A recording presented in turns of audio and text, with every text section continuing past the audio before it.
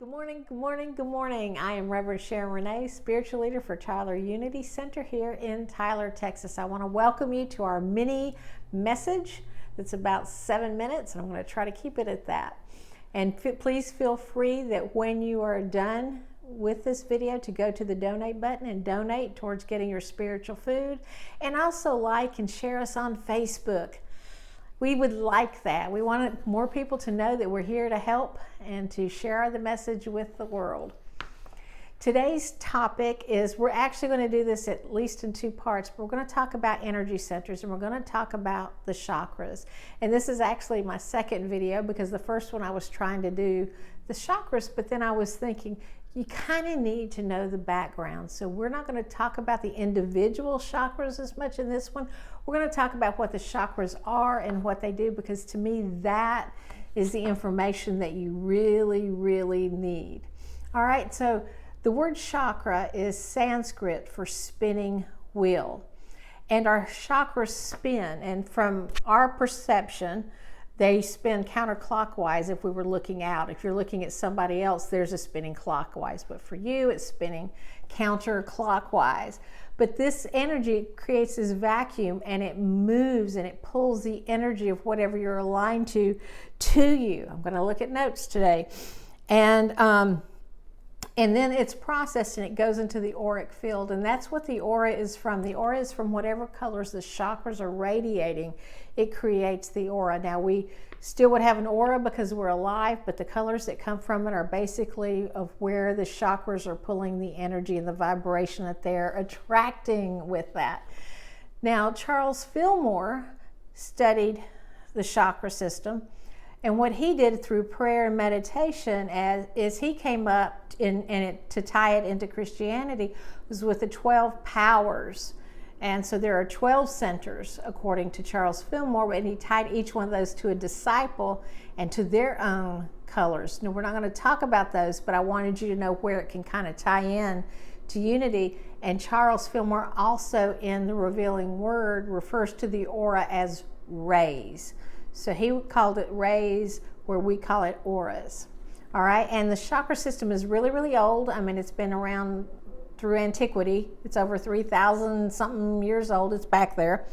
All right, so it's important to know that each chakra has a layer like a sandwich cookie. So these chakras are like Oreos, okay? And so we have the outer one ties us to the 3rd dimension. The middle one ties us to the 4th dimensional level, and the last one, the 3rd one, is closest to us and ties us to the 5th dimension.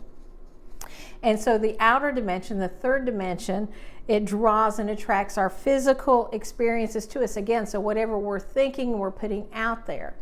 And the fourth dimension, that middle part of the chakra, is based on our subconscious and what we're thinking, what we're believing. And so again, that tells the 3rd chakra, that 3rd dimension part, this is what we're going to attract, because this is what we believe in. So it pulls it to us.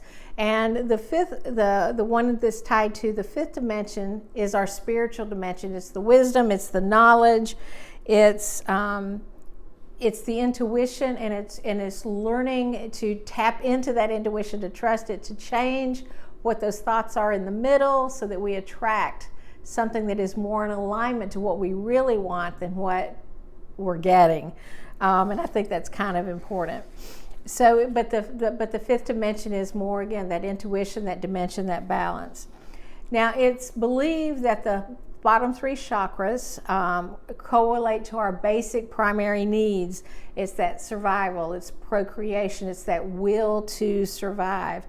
They also spin slower because they're attached to the physical world. And I don't know if you've ever watched television shows or documentaries or whatever, but they talk about that time is different from higher than it is at lower. Like if you were living in a high rise, that because that vibration is higher, you actually age slower. It's kind of a funny thing.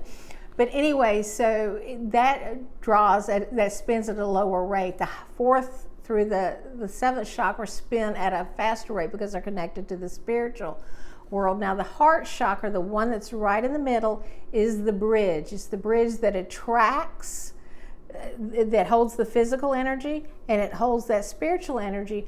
And if we are out of alignment, so if we are living a life that is very unhappy and our intuition is saying change this, change this, change this, and it's not, it can create these heart issues. We can have these heart attacks, we can have strokes, all of these things that kind of work around the heart. And this is why too so many people, it's historically known that more people have heart attacks on Sunday afternoons and Monday mornings than any other time during the week, and it's usually because they're dreading what they've got to do on Monday.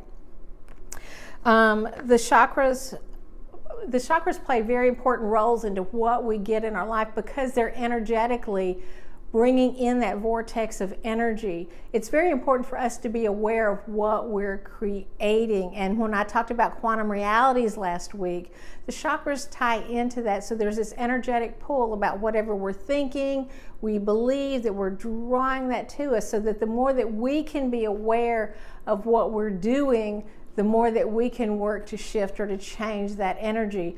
And our primary things are to, what's ingrained in us is fight, flight, flee. It's to run away because of that physical thing about having to be aware of what's going around in your world.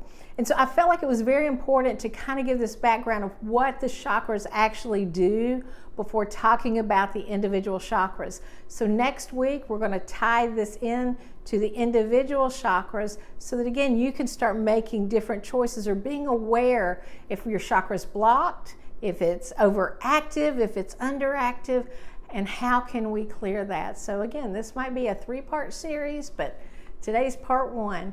And I hope that this gave you helpful information. It's a wonderful starting point so that you do understand when we start talking about what each chakra is. All right, so here is to your alignment. Here is to attracting the highest and the best, opening it up and standing your ground and living your truth. So have a beautiful week. Namaste.